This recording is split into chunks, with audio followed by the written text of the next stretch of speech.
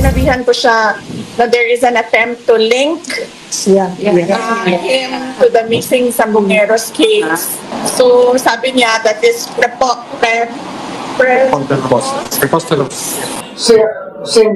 may mga taong parang involved sa pagpatay ng tao sa drug war at sa Isabon. Ayun. As far as we can trace right now, but we will have to establish clearer links to each other.